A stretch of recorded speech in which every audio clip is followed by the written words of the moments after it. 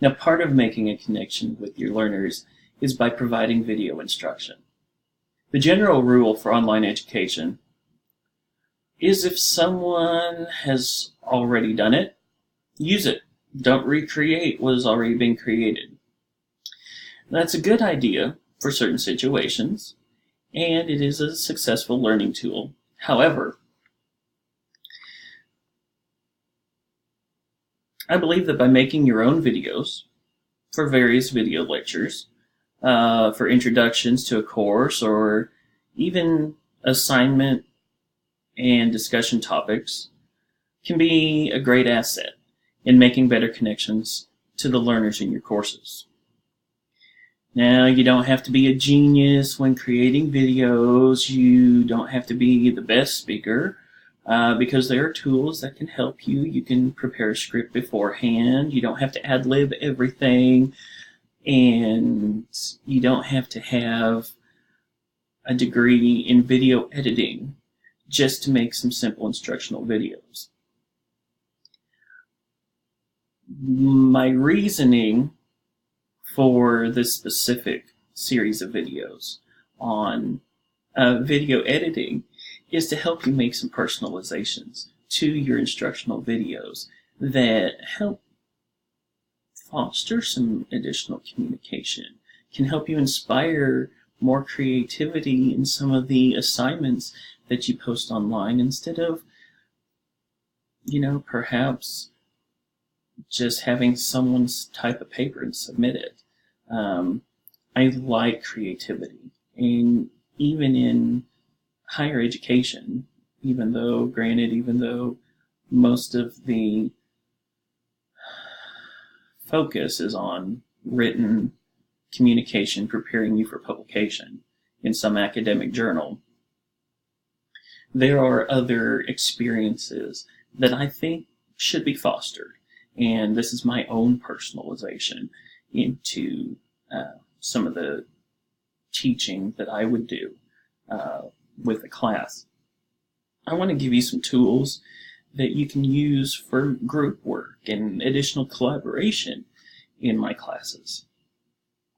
So I might put an instructional video like this on how to do some simple video editing, and you can use it in your making a project you're turning in. So another issue is that you might not like to be recorded. You might not like to see yourself on video, and granted, I don't like to think that I'm attractive being seen in person. Why would I want to make a video of myself? Well, it just helps foster the interaction between student and teacher.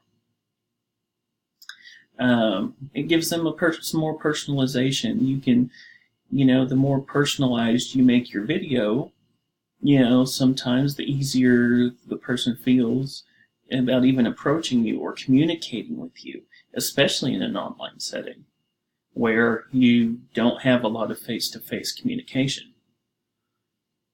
But, it just gives you another option than to place a link to some outside web content or an assignment, a paper for someone to write, or a test. And you might not have experience creating videos, and that's okay. That's what this instructional session is for, just to give you some additional tools. And you might think creating a video is expensive, and you don't have the funds to produce it even in your department, but you can do this on your own for very little money and have a setup, be able to have the tools to set this up anytime you want to record a video. So the video that I'm going to show you just has some inexpensive effects and that you can use. Now, first of all, you need access to some video editing software or video recording software. The tool that I'm actually using to record this video is called Screencast-O-Matic. It allows me to record my computer screen in the background and also provide my web recording for my webcam. You can use Apple's iMovie. I have Apple Mac computers, so that's the majority of the software that I use is Apple software. Now, if you're using a Windows platform or any other platform, you can find tools for pretty much any device these days that will accomplish the same things that I'm going to try to show you. PowerPoint is something you'll use. Screencast-O-Matic, great tool. And one of the tools that we're specifically going to be working with is called Open Broadcast Server. This will actually let you not only record a video and use some of these editing features, but you could actually stream your video on Facebook and YouTube, and it'll automatically publish those instead of taking a lot of extra time to upload to a streaming server. And once you get these simple concepts down, you can find the tools easily in whatever video recording software that you want to use.